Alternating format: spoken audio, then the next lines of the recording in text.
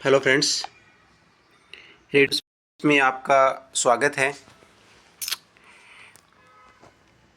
हमारा टॉपिक तो नहीं, वैसे पूरा कम्प्लीटली डार्क रूम ही चल रहा है। डार्क रूम के मैं ऑलरेडी सारे टॉपिक्स करवा चुका हूँ। डार्क रूम की लेआउट चल रही है जिसमें मैंने 3-4 टॉपिक करवा दिए आपको।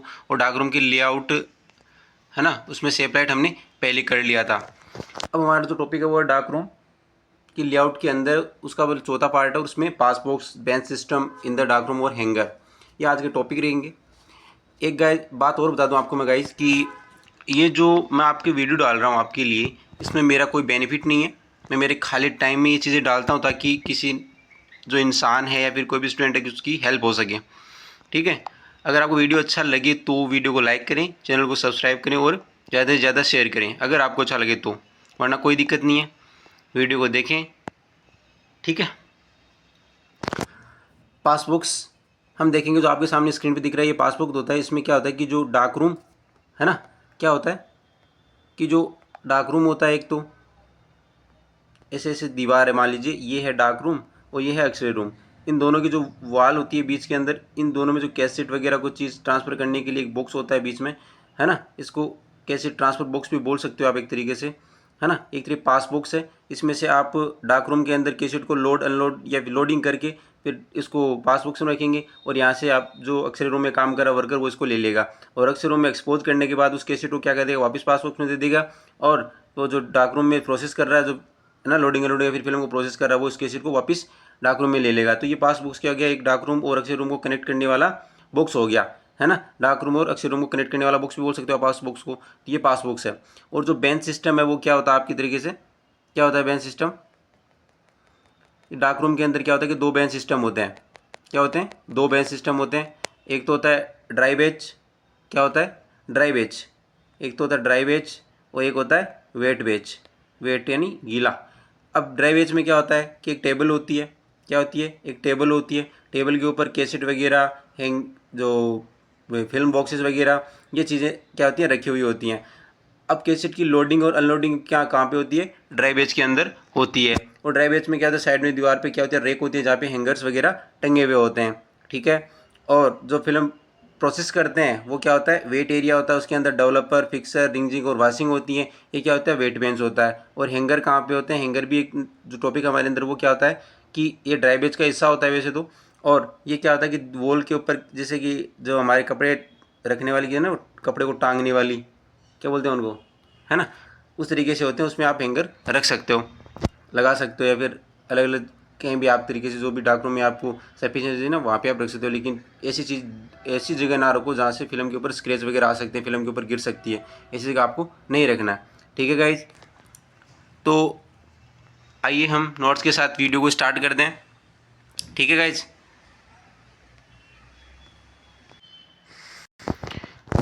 तो आइए फ्रेंड्स देखिए पास बॉक्स क्या होता है। पास बॉक्स में से मैंने आपको बता दिया कि पास बॉक्स क्या होता है कि एक होता है हमारा रूम होता है डार्क रूम, है ना। क्या होता है, डार्क रूम होता है, और एक होता है एक्सरे रूम, है ना। एक्सरे डिपार्टमेंट में दो चीज़ें होती हैं जो आपको पता होनी चाहिए अगर आप एक्सरे करते हो तो, है ना। अगर आप डीआरटी करो तो आपको पता है कि एक्सरे रूम और डार्क रूम क्या होता है। तो एक तो डार्क रूम होता है, एक एक्सरे रूम होता है। डार्क रूम में क्या होता है, हम फिल्म को प्रोसेस करते हैं, और एक्सरे रूम क्या होता है जहाँ पे हम इमेज लेते हैं, एक्सपोजर करते हैं। एक्सरे ट्यूब होती है, मशीन होती है, वहाँ पे हम कैसेट लेके जाते हैं, फिर उसको एक्सपोज करते हैं, ये होता है। तो ये एक वॉल होती है बीच के अंदर उन दोनों के, और इन दोनों की जो वॉल होती है बीच में, उस वॉल के ऊपर एक मतलब बॉक्स बनाया जाता है। और जो क्या होता है अंदर से मतलब ट्रांसफरेबल होता है, करने का मतलब इसके से इधर भी मतलब खिड़की होती है, इधर भी खिड़की होती है, आप यहाँ से ओपन कर सकते हो, डोर्स होते हैं इनके। ठीक है, और कैसेट क्या होते हैं, फिर डार्क रूम से पहले हम इसको लोड करते हैं फिल्म को डाल के, और फिर इसको इसके अंदर रख देंगे। फिर यहाँ से वर्कर एक्सरे रूम में लेगा, और एक्सरे रूम में क्या करेगा, उस पर एक्सरे करेगा। ठीक है, पेशेंट एक्सरे करके फिर उस एक्सरे फिल्म को क्या जो कैसेट होती है उसको वापस पास बॉक्स में रख देगा। पास बॉक्स से डार्क रूम में वापस एक दूसरा वर्कर ले लेगा, जो क्या करेगा, उसको फिल्म को निकाल के बाहर प्रोसेस करेगा। ठीक है गाइस, ये होता है पास बॉक्स का काम। आइए हम देखते हैं पास बॉक्स किसका क्या होता है, क्या हम यूज में लेते हैं। बाई नोट्स पढ़ते हैं।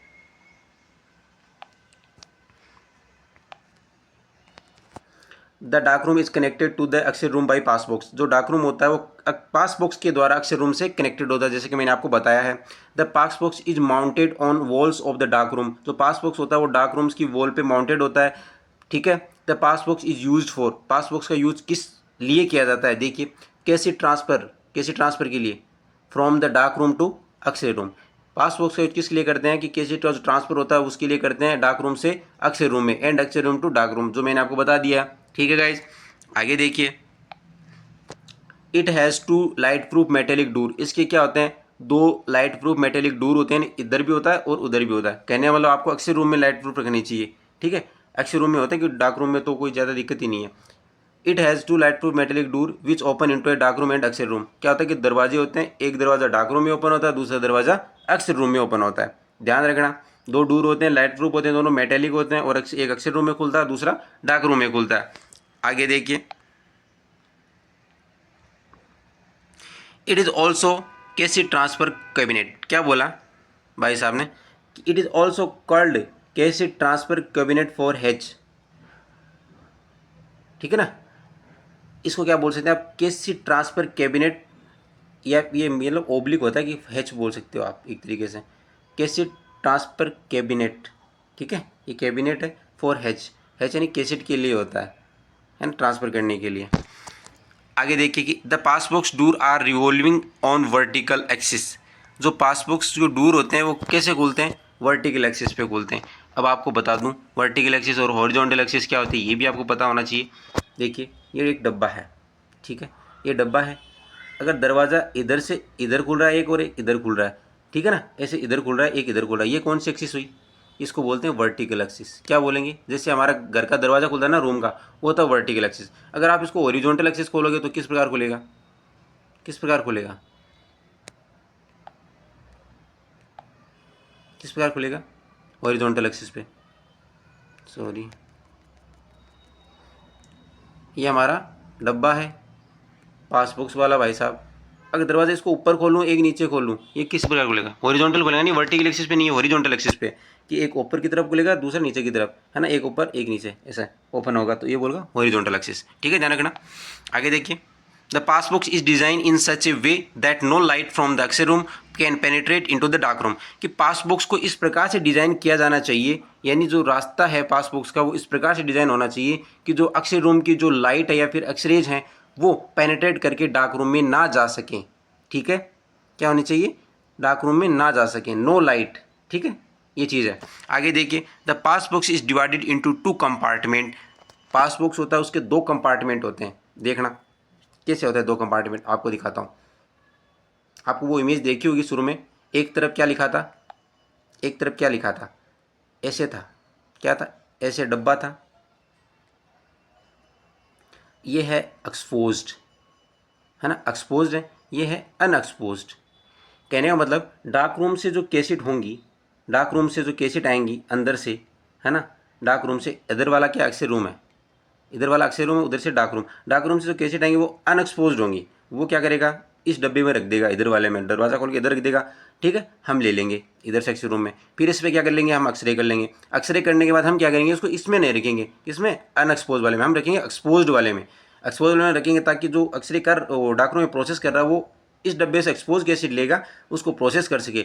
वरना दोनों क्या सेम हो जाएंगी कि अनएक्सपोज ले लेगा उसको प्रोसेस कर देगा, तो इमेज कैसे पता चलेगी, है ना। इस चीज़ से ध्यान रखना आपको कि अनएक्सपोज और एक्सपोज वाले दो कंपार्टमेंट होते हैं, जिसमें से आप किस तरीके से ट्रांसफर होते हैं मैंने आपको बता दिया। एक बार फिर से देख लेना, अगर वीडियो ना समझ में दोबारा देख लेना।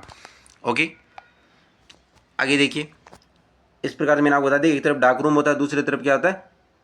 अक्सर रूम होता है, दोनों के बीच में होता है। इसको हम क्या बोलते हैं? पासबुक्स बोलते हैं। दोनों के बीच में दीवार होती है, उसके ऊपर बना हुआ होता है। ये हमारा पासबुक्स था, ज़्यादा बड़ा है नहीं, छोटा सा है। आप डार्क रूम इसके जगह तो दीवार वगैरह बना दो, एक डायग्राम अच्छा सा बना दो। मैंने छोटा सा डायग्राम बनाया जिसमें अनएक्सपोज एक्सपोज वगैरह आपको लिखने हैं, खुद को बढ़िया सा डायग्राम बनाना। आपको गूगल से देख लेना अगर डायग्राम ना लगे तो।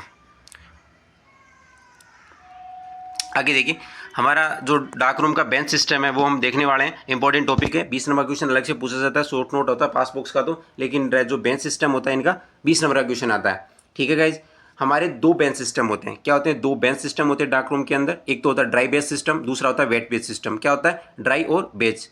वेट, ड्राई क्या होता है कि सूखा एरिया होता है डार्क रूम के, जैसे कि एक बेंच होती है, उसके ऊपर हम कैसेट की लोडिंग अनलोडिंग वगैरह करते हैं, फिल्म वगैरह उसके अंदर कैसेट में डालते हैं। ठीक है, ये होता है ड्राई बेंच, जिसके साइड में हैंगर वगैरह रखे हुए होते हैं। वहाँ पे मतलब जो वेट एरिया नहीं होता, उसके पास में थोड़ा सा भी पानी नहीं जाना चाहिए। दूसरा होता है वेट बेंच। वेट बेंच में क्या होता है? हम फिल्म को प्रोसेस करते हैं, डेवलपिंग फिक्सिंग रिंजिंग वगैरह कर दें, वॉशिंग भी इसमें ही कर दें, ठीक है। इसमें अलग अलग सॉल्यूशन होते हैं, टैंक के अंदर रखे हुए होते हैं, उनमें करते हैं, ठीक है। अब देखिए क्या होता है,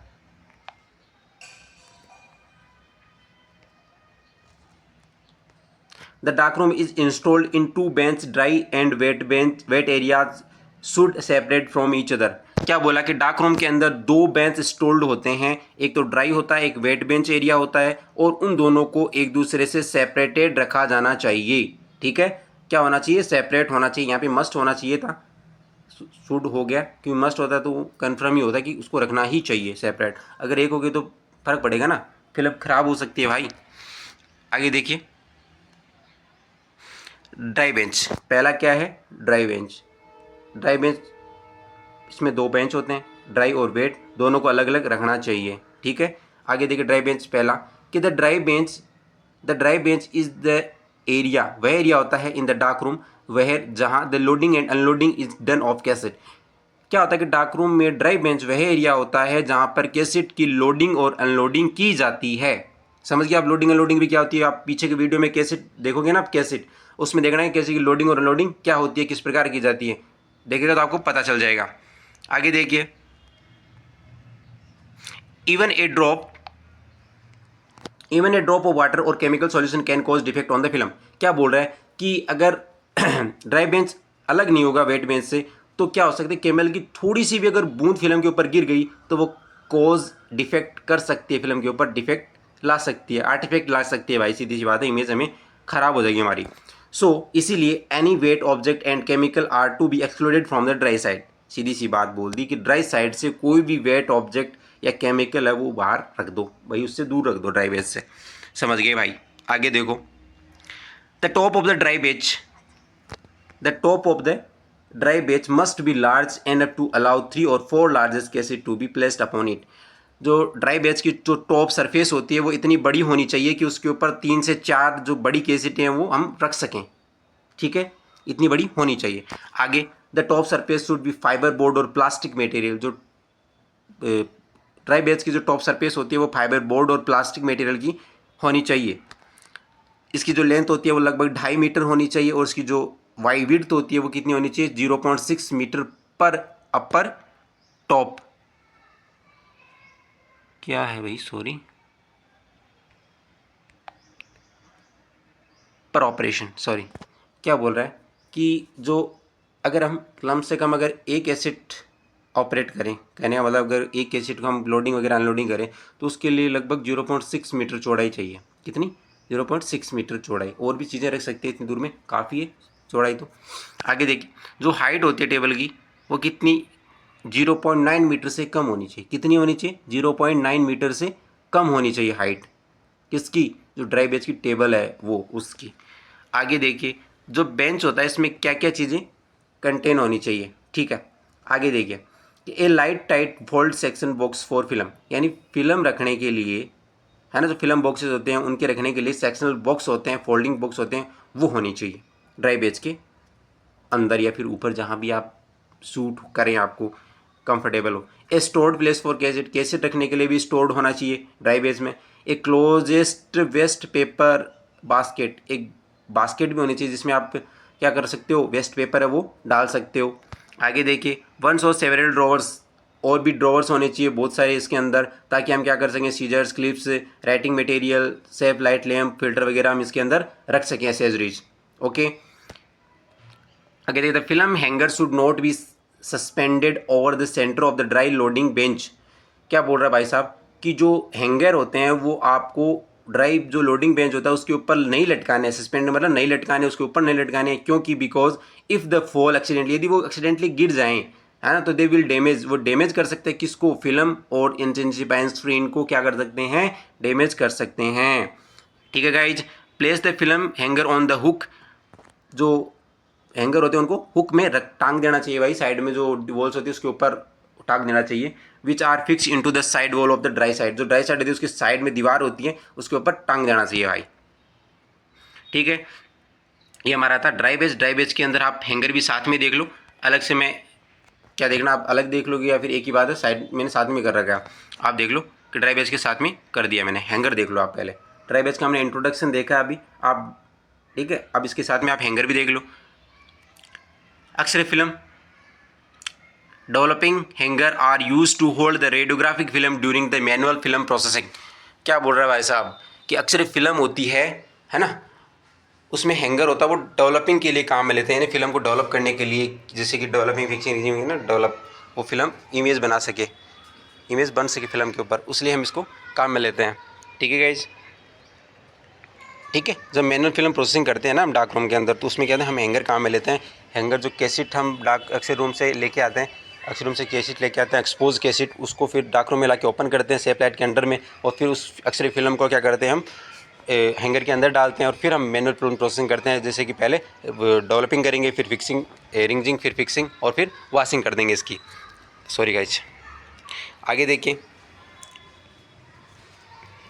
the hanger frame is made of stainless steel. जो हैंगर होता है उसकी जो फ्रेम होती है वो किसकी बनी हुई होनी चाहिए? स्टेनलेस स्टील की बनी हुई होनी चाहिए। किसकी बनी होनी चाहिए? स्टेनलेस स्टील की बनी हुई होनी चाहिए। ठीक है guys, the hanger frame is made of stainless steel. There are various size. इसकी अलग अलग साइज़ देखिए, जो कैसेट की साइज़ होती है ना वही साइज़ होती है इसकी। 14-17, 12-15, 14-14, और जो कोमा लगा रखी है क्या होती है? इंचेज होती है। और 6-12 जो कहती है ओपीजी की होती है। ओपीजी मतलब ऑर्थोपेंटोमोग्राफी। ठीक है, ओपीजी आप करते हो, उसकी साइज़ है कैसेट की 6 by 12 centimetre inches. In inches है लिख रखा है जो कोमा, ये इंचेज के साइन है। There are different type of hanger. Hanger होते हैं वो डिफरेंट टाइप के होते हैं। 3 टाइप के होते हैं देखो, एक तो होता है क्लिप टाइप, एक होता है चैनल टाइप, एक होता है डेंटल हैंगर। मैंने तो इतने पढ़े हैं, अगर आपको और ज़्यादा लिखने तो आप लिख लेना। ठीक है गाइस, मैंने 3 ही पढ़े। क्लिप टाइप हैंगर, कौन सा? क्लिप टाइप हैंगर, दूसरा चैनल, और डेंटल। अब क्लिप टाइप कौन सा आता है? क्लिप का मतलब क्या हुआ आपको पता है? जैसे कि जो एक हैंगर है भाई, ये देखो, आप इसमें दिखा दूँ आपको, ये हैंगर है, ठीक है। ये कोने 4, इन कोनों पे क्या होता है? क्लिप लगी हुई होती हैं। क्या होते हैं? क्लिप लगी हुई होती है कोनों पे, ये क्लिप है। आप फिल्म को डालोगे तो इन क्लिप को ओपन करना है, पहले ओपन करके यहाँ पे फिल्म रखोगे, फिर इन क्लिप को वापस बंद करोगे। जैसे बालों में टांगने वाली क्लिप होती है ना, उस प्रकार से ये क्लिपें भी बंद हो जाती हैं, ताकि फिल्म वो फिर नीचे नहीं गिरती। ये होता है क्लिप टाइप हैंगर। ठीक है, देखो, it is contain of 4 clip, sorry यार, ए कंटेन ऑफ 4 क्लिप। इसमें क्या होते हैं? 4 क्लिप होती हैं, which are attach at each corner of stainless steel frame. ये क्या होती हैं? इसमें 4 क्लिप होती हैं जो कि जो स्टेनलेस स्टील होती है उसके प्रत्येक कॉर्नर पे, ईच कॉर्नर पे अटैच्ड होती हैं। ठीक है, the clip are use for hold the film. और इसका यूज क्या किस लिए किया जाता है? अक्सर फिल्म को होल्ड करने के लिए किया जाता है, ज़्यादा कुछ है नहीं इसमें। ठीक है, आपको डायग्राम आपको दिख गया कि 4 कोनों पे 4 क्लिप होती हैं, और आप इसमें क्या करते हो? फिल्म को होल्ड करते हो। कब? मैनुअल फिल्म प्रोसेसिंग के दौरान। ठीक है, फिर इसको सुखाने के दौरान भी आप करते हो। जब आप इसको सुखाते हो तो बाहर निकाल के, ना सुखा के आप हैंगर के साथ ही सुखा दो, ताकि हमारे फिंगर्स मार्क इसके ऊपर ना आए। ओके, अब देखिए चैनल टाइप। चैनल टाइप में क्या होता है? जैसे आपने बच्चे जो देखते हैं ना, वो उसके ऊपर लिखने वाले, बच्चों के लिखने वाली जो पट्टी होती है, उसकी जो चारों तरफ की जो होती है ना, वो दीवार होती है उसकी, है ना, चौखट बोलते हैं आप उसको, है ना। और वो जो ब्लैक वाला पार्ट होता है जो बोर्ड पट्टी का, वो उस चौखट के अंदर डला हुआ होता है। उसी प्रकार क्या होता है कि चैनल हैंगर होता है। ठीक है, कहने का मतलब क्या हुआ कि एक ऐसे खांचे होती हैं इसमें, देखो ये है ऐसे, ठीक है, ये हमारा हैंगर है। अब इसमें क्या खांचे हैं ऐसे, जब आप इसमें फिल्म डालोगे, अंदर फिल्म डालोगे, तो जो खांचे हैं ना, इस खांचों में वो फिल्म डल जाएगी अपने आप। ठीक है, इसमें खांचे होती हैं, अलग अलग खांचे। ठीक है, जैसे बच्चे वाली पट्टी होते हैं ना, उसकी चौखट भी खांच होती है, उसमें भी पट्टी डली होती है, उस प्रकार इसमें भी खांच होती हैं। ये भी फिल्म को होल्ड रखने के लिए काम में आती है, इसमें होल्ड। ठीक है ना, hanger has grooves to hold the x ray film, ज़्यादा कुछ नहीं है इसमें भी। अब देखिए डेंटल हैंगर। डेंटल हैंगर में क्या होता है? जैसे हमारी कपड़े सुखाने वाली होती है ना क्लिप, है ना, वो होती है इनके साइड में, और वो फिल्म भी छोटी होती है ना। डेंटल जो इंटरनल फिल्म होती है वो छोटी होती है, इसलिए इनके हैंगर भी छोटे छोटे होते हैं। ठीक है, आप एक हैंगर में कम से कम 8 से 10 फिल्में आराम से सुखा सकते हो, या फिर प्रोसेस कर सकते हो भाई। ठीक है, इस प्रकार का हैंगर होता है। इसमें छोटी छोटी जो कपड़े सुखाने वाली क्लिप होती हैं वही लगी होती हैं, और आप उसमें फिल्म को होल्ड कर देते हो। अब देखिए इसमें the type of hanger use in dental film processing, इस टाइप का हैंगर आप डेंटल फिल्म प्रोसेसिंग में यूज़ करते हो। The hanger should be near place near the wet side, ये हैंगर होते हैं वो हम वेट साइड के पास में रखे हुए होने चाहिए, ठीक है। अब ये जो आप काम में लेते हो वो इंट्राओरल के लिए आप काम में लेते हो, ठीक है। जो हैंगर होते हैं एक्स्ट्राओरल ये सही नहीं है, गलत लिखा हुआ है, ओके। देखो फिल्म हॉपर होता है, फिल्म हॉपर का मतलब आपको पता ही होगा कि जो फिल्म को स्टोर रखने के काम में आता है, जो अनएक्सपोज फिल्म होती है उनको स्टोर रखने के काम आता है। ज़्यादा कुछ नहीं, आप स्टोरेज ऑफ अगर अनएक्सपोज फिल्म पूछा जाए तो आप उसमें फिल्म हॉपर ऐड करते हो, ठीक है। ये ज़्यादा कोई इंपॉर्टेंट टॉपिक है नहीं वैसे, लेकिन पूछा जाता है कई बार फिल्म हॉपर के नाम से, तो बच्चे कन्फ्यूज़ हो जाते हैं।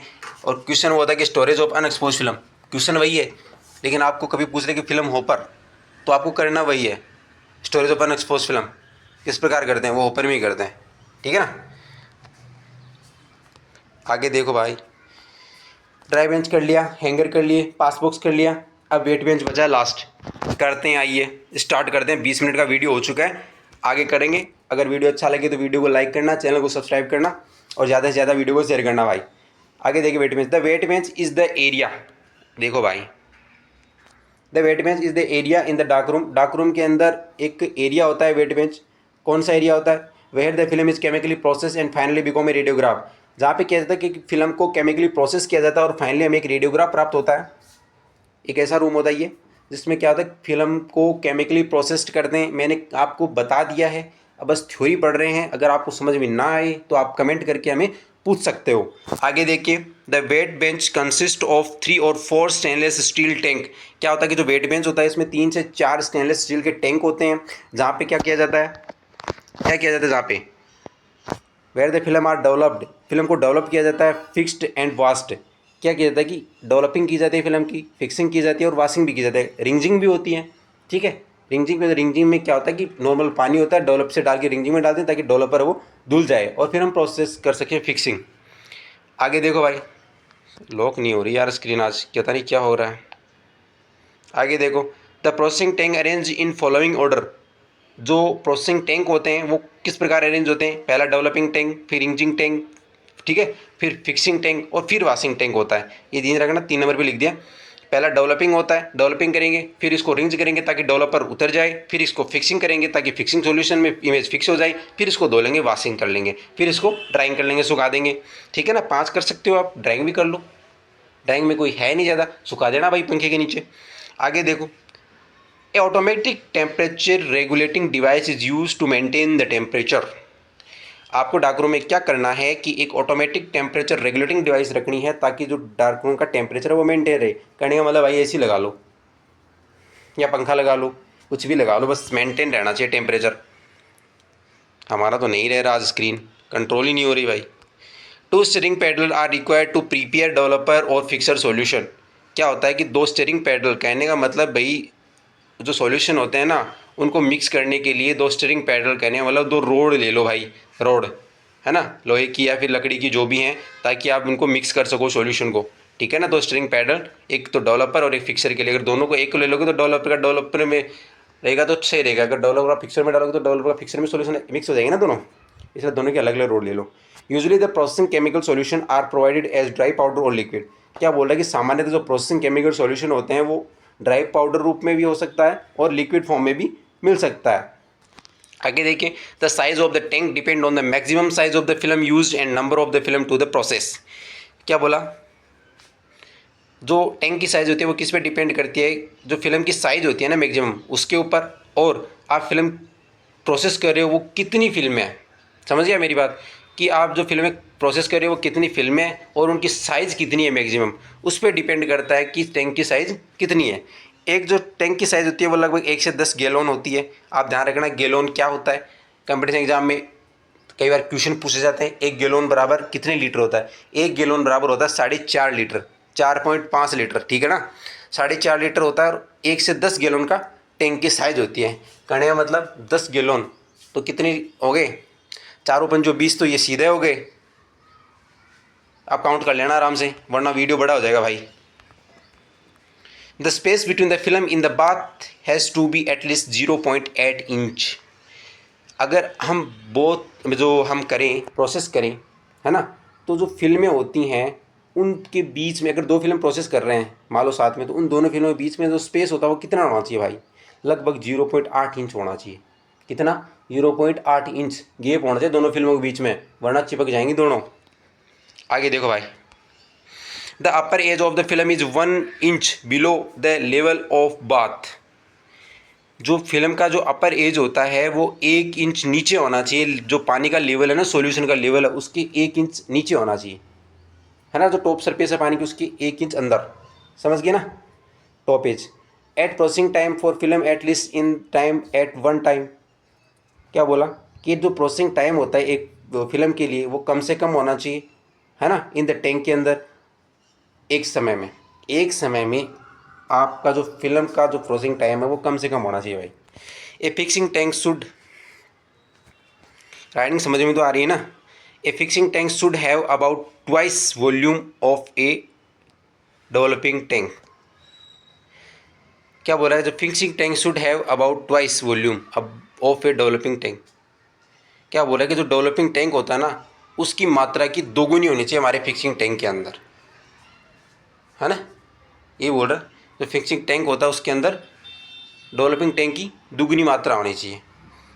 मेरे हिसाब से डेवलपिंग में होती है ज़्यादा अमाउंट, एक बार आप कंफर्म कर लेना, या तो गलत भी हो सकता है भाई, है ना। ध्यान रखना कि फिक्सिंग टैंक में डबल होती है, फिर इसमें डेवलपिंग टैंक में जो वॉल्यूम होती है वो ज़्यादा होती है।